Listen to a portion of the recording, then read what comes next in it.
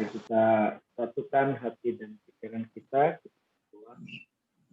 Kami bersyukur Tuhan pagi ini ada cinta yang tidak pernah berakhir, yaitu cinta yang kami dapat.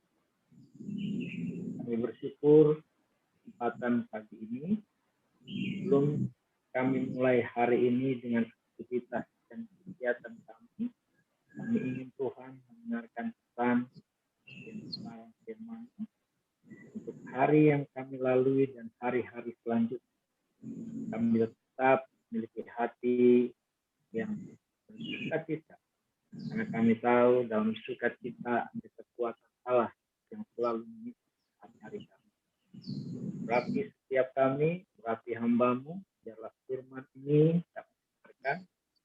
Ya Tuhan, dalam kebenaran dan kebenaran firman pagi ini kami boleh iman, dan di atas dasar firman itu kami hidup. Terus mengakui bahwa di kolong langit ini tidak ada satu nama yang diberikan yang olehnya manusia diselamatkan kecuali di dalam nama itu yang menyembuhkan segala sakit kami. Nama itu yang membuat berhasil pelayanan pekerjaan pasca Tuhan. Tapi Tuhan, berarti firman-Mu dalam nama Yesus kami berdoa dan mengucap syukur. Haleluya. Amin. Shalom. Shalom. Terima kasih dalam nama Tuhan Yesus. Selamat pagi, Bu Koma Sagala. Selamat pagi, Pak. Amin, puji Tuhan. Banyak. Pagi ini kita akan bersama-sama belajar dari firman Tuhan yang sering kita baca, bahkan dalam kehidupan sehari-hari. Kita mempraktekkan ini walaupun gampang susah. Tapi firman kata memerintahkan kepada kita bersukacita. Mari kita buka dengan cepat dalam Filipi 4 ayat 4 sampai yang kelima. 4 ayat 4 sampai dengan kelima. Mungkin pagi ini kita akan banyak membuka ayat secara tapi 4 saya akan menyampaikan. Dikatakan, bersukacitalah senantiasa dalam Tuhan. Sekali lagi, kukatakan bersukacitalah. Hendaklah kebaikan hatimu diketahui semua orang. Tuhan sudah dekat. Banyak alasan, saudara, yang akan menahan kita untuk kita tidak dapat bersukacita. Banyak hal yang menyebabkan diri kita, saudara, kadangkala sulit bersukacita. Jadi ketika kita mau tidur malam, tiba-tiba suasana panas, kamar panas, kadang-kadang sulit kita bersukacita. Saudara, ketika kita ada di meja makan, ketika mungkin makanan seorang istri dikomplain karena keasinan atau segalanya, tidak ada pujian, tidak sulit kita bersukacita. Tapi saudara yang dikasih dalam nama Tuhan Yesus, banyak hal juga, banyak alasan yang akan membuat kita juga selalu bersukacita. Nah, kesaksian yang disampaikan tadi malam, saya dengar, baik dari Marta, yang dari Ibu Malina, dari Paten, bahkan dari sendiri, kita merasakan bagaimana sulitnya bersukacita di saat-saat krisis, di saat hampir tidak ada pertolongan. Dalam detik-detik akhir firman mengatakan bahwa kita harus bersukacita. Bersukacitalah senantiasa dalam Tuhan. Sekali lagi kita katakan bersukacitalah. Hendaklah kebaikan hatimu diketahui semua orang. Tuhan sudah dekat. Nah, banyak alasan untuk kita bersukacita. Tapi saudara ya, salah satunya mungkin Alkitab juga mengajarkan kita kenapa kita harus bersukacita. Nah, dikatakan bahwa hati yang gembira beban. Yang gembira, saudaraku, itu menyegarkan tulang dan sumber kehidupan kita. Tapi pagi ini, saudaraku, saya akan menyampaikan berapa alasan mengapa kita harus bersukacita. Nah, saudaraku, 99% kegagalan disebabkan oleh terlalu banyak alasan. Saya mendapatkan pengajaran itu, saudaraku, dikatakan 99% kegagalan disebabkan kita terlalu banyak alasan. Contoh, seperti doa pagi. Aduh, banyak alasan mengapa kita tidak bisa doa pagi. Demikian juga saudara dengan sukacita. Banyak orang beralasan kenapa tidak dapat bersukacita. Tapi pagi ini saya akan sampaikan, saudaraku, ada beberapa hal mengapa kita harus bersukacita. Yang pertama, kita bersukacita karena kita telah ditebus dari cara hidup yang sia-sia dan nama kita tercatat dalam kerajaan surga. Bukankah ini satu kabar yang luar biasa dalam kehidupan kita? Yaitu Bapak Ibu, mengapa kita harus bersukacita? Yang pertama, kita bersukacita karena kita telah ditebus dari cara hidup yang sia-sia. Allah mana yang datang ke dunia mencari umatnya yang hilang? Allah mana yang mau mati untuk setiap dosa kita, dari keterpurukan kita, dari kenajisan kita, saudaraku, dari kebebalan kita, tapi Allah mau, saudaraku, menebus kita dengan caranya yang ajaib. Dia mau menyerahkan nyawanya untuk kita. Siapa kita? Maka kita harus bersukacita. Kenapa? Karena kita telah ditebus dari cara hidup yang sia-sia. Banyak hal hari-hari yang kita lalui dengan kesia-siaan, yang seharusnya kita dikutuk, yang harusnya kita dimurkai. Tapi kita bersukacita pagi ini karena kita ditebus dari cara hidup yang sia-sia. Berapa banyak kata yang sia-sia yang kita ucapkan.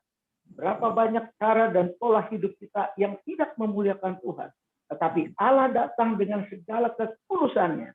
Dia menebus kita dari cara hidup yang sia-sia. Dan nama kita tercatat dalam kerajaan surga. 1 Petrus 1 ayat 18 dan 19 berkata seperti ini.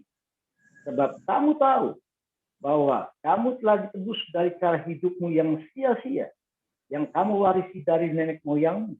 Itu bukan dengan barang yang panas, bukan pula dengan perak atau emas, melainkan dengan darah yang mahal, yaitu darah Kristus yang sama seperti darah anak domba, yang tak menoda, tak bercacat. Allah mana, saudaraku, yang menebus kita, saudaraku, menjadi milik kepunyaannya, menjadi milik pusakanya, sehingga, saudaraku, ada kuasa di dalam kehidupan kita. Di dalam Yohanes 1:12 dikatakan bahwa setiap orang yang percaya kepadanya diberi kuasa. Allah mana yang memberikan kekuatannya?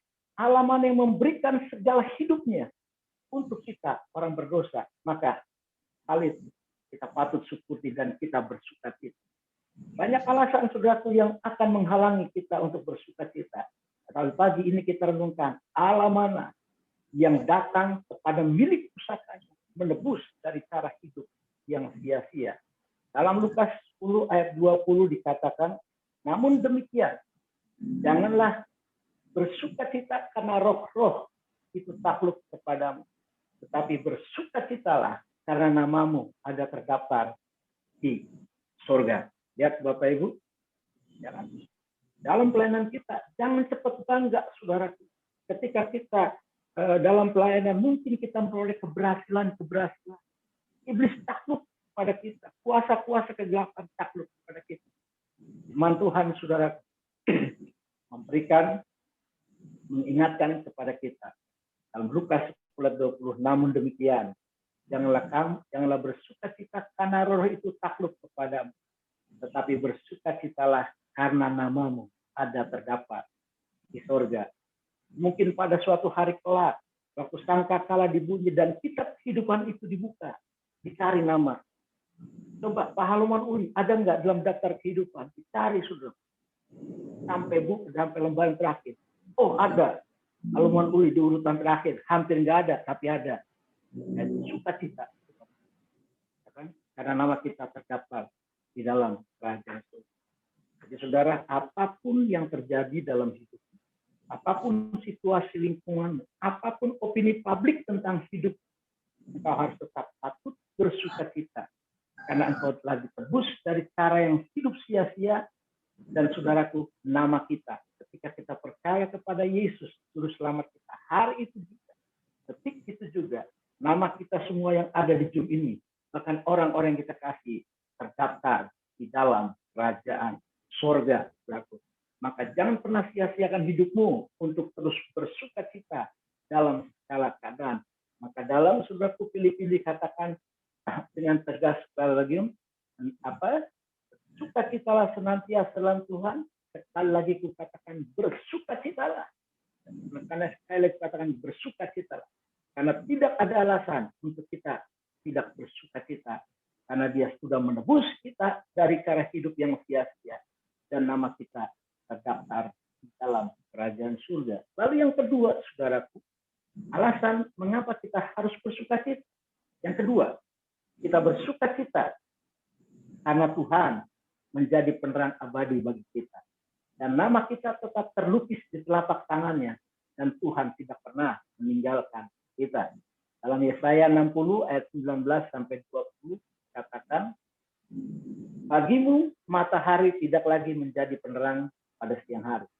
Dan cahaya bulan tidak lagi memberi terang pada malam hari. Tetapi Tuhan akan menjadi penerang abadi bagimu. Dan alammu akan menjadi keagungan. Bagimu ada matahari yang tidak pernah terbenam. Dan bulan yang tidak pernah surut. Sebab Tuhan akan menjadi penerang abadi bagimu. Dan hari-hari perkabunganmu akan berakhir. Sekarang alasan kedua kenapa kita harus bersukacita. Bukankah tidak bahwa Tuhan dikatakan Dia menjadi penerang abadi bagi kita. Mungkin saudaraku sebagai istri, ya kan? Oh, kekuatan kita adalah suami kita. Kekuatan kita adalah saudara-saudara kita yang memiliki pangkat kedudukan yang luar biasa, mungkin dalam jabatan apapun. Tetapi saudaraku itu semua adalah tidak tetap. Tapi saya mengajar kepada kita, alasan kita bersukacita, sebab Tuhan saudaraku menjadi penerang abadi selamanya dalam hidup kita. Tidak pernah sekalipun Dia meninggalkan kita seorang diri. Katakan dalam pujian tadi, ada cinta yang tidak pernah berakhir, yaitu cinta Tuhan. Dia menjadi penerang abadimu, hari-harimu yang engkau lalui. Tuhan selalu bersama dengan engkau. Ya, saya katakan juga bahwa Tuhan tetap memegang tangan kanan kita dengan tangan kanannya yang membawa kemenangan. Dan bersama Allah kita akan lakukan perkara-perkara yang besar dan ajaib. Bukankah itu luar biasa? Bahwa Yesaya berkata, bagimu tidak lagi matahari tidak lagi menjadi penerang pada siang hari dan cahaya bulan tidak memberi terang pada malam hari. Tetapi Tuhan menjadi penerang abadi bagimu. Dalam suasana apapun, ketika kita undang Yesus hadir dalam rumah tangga kita, hari itu juga Dia menjadi penerang abadi. Dan ini kita patut bersukacita sebab hari-hari kita Tuhan selalu memilih langkah kehidupan kita. Ketika kita susah, ketika kita dalam kesulitan apapun, Tuhan tetap menjadi penerang abadi bagi kita. Yesaya 49 ayat 15 sampai 17 dikatakan, dapatkah seorang perempuan melupakan bayinya hingga ia tidak menyayangi anak dari kandungnya? Sekalipun dia melupakannya, aku tidak akan melupakan engkau. Itu dahsyat kita. Bobok-boboknya kita, kotor-kotornya kita, ketika kita mengaku Yesus adalah Tuhan, hari itu juga nama kita terdaftar di surga. Dan dikatakan, dapatkah seorang perempuan melupakan bayinya sehingga ia tidak menyayangi anak dari kandungannya? Sekalipun melupakannya, tapi Tuhan tidak pernah melupakan. Tuhan tidak pernah membuang engkau. Tuhan tidak pernah membiarkan engkau seorang diri. Dan kita patut bersuka cita. Pemazmur berkata, ketika kita percaya Yesus hari itu juga, Tuhan menjadi gembala kita. Membaringkan kita di padang yang berumput hijau.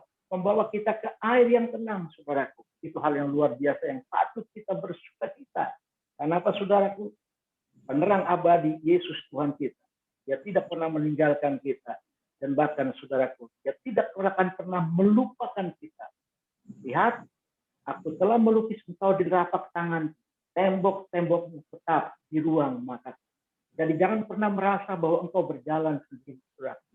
Engkau dikatakan, saudara, lihat, aku telah melukiskan engkau di telapak tanganku. Saudara, bukankah telapak tangan itu hal yang paling penting? Kadangkala saudaraku, kita selalu saudaraku memperhatikan telapak tangan. Demikian juga Tuhan. Demikian Tuhan, saudaraku. Dia katakan, dia melukiskan kita di telapak tangannya. Yang senantiasa, saudaraku, kita diperhatikan Tuhan. Kita terlukis di telapak tangannya, itu hal yang luar biasa. Dan kita patut bersuka cita. Mungkin sekeliling kita menyakiti hati kita. Mungkin keluarga kita sekalipun menyakiti.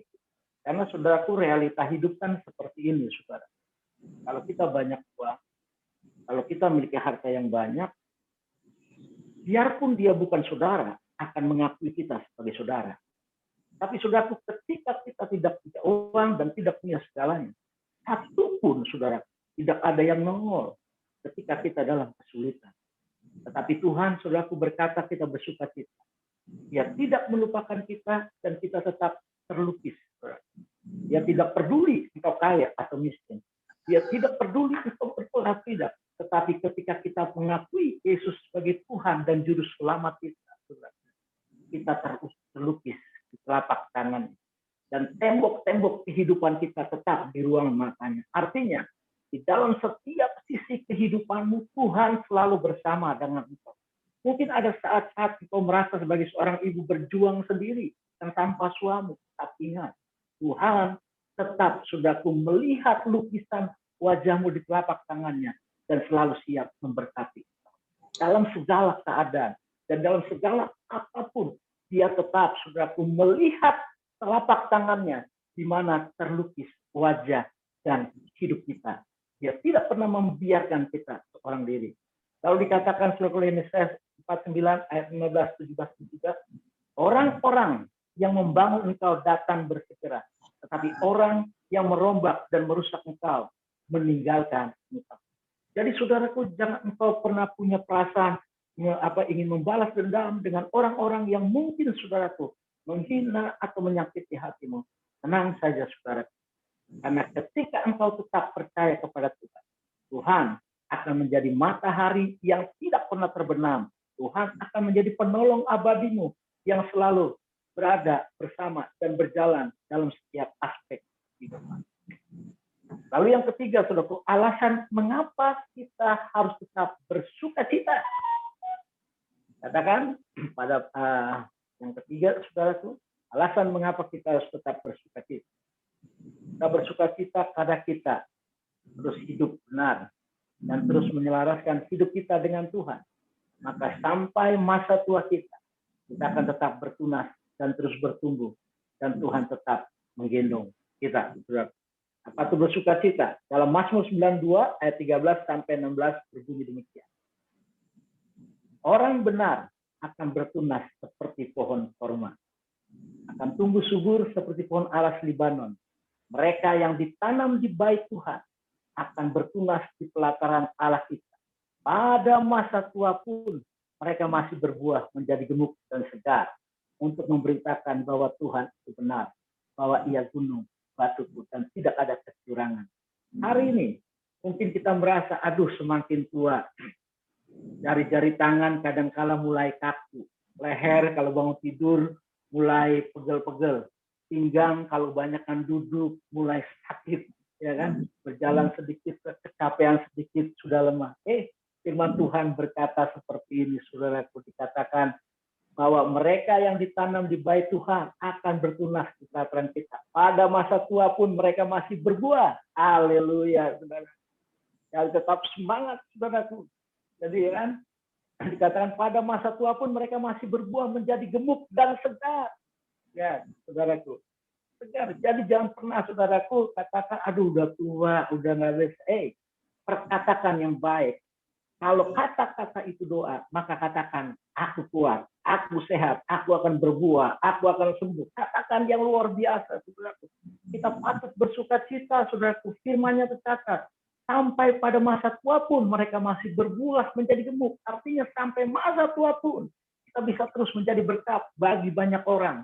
Karena Tuhan memberikan karunia yang khusus dalam setiap kehidupan kita yang orang lain tidak miliki.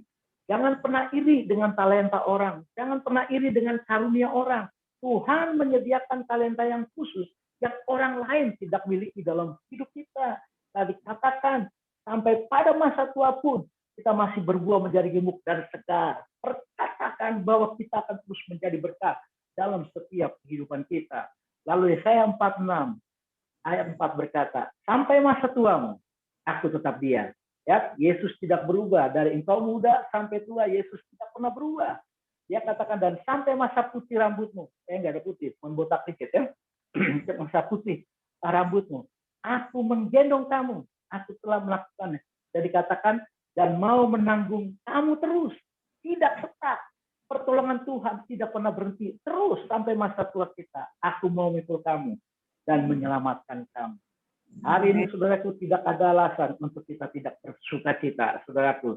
Haleluya, puji Tuhan. Amin. Mari kita berdoa. Puji Tuhan, terima kasih. Bapa Surgawi, kami bersyukur buat firman-Mu yang singkat ini, tapi kami percaya Roh Kudus akan terus membawa kami ke dalam pengalaman-pengalaman rohani yang lebih dalam lagi. Kami bersyukur sebab Tuhan menjadi penerang abadi bagi kami, sebab Tuhan terus menopang kami, hari-hari kami, hidup kami terlukis dalam telapak tangan Tuhan. Kami bersyukur, jauhkan kami daripada kami mencuri kemuliaan-Mu Tuhan, segala hormat dan pujian hanya kembali kami kembalikan Tuhan. Dalam nama Tuhan Yesus. Haleluya. Amin. Kami serahkan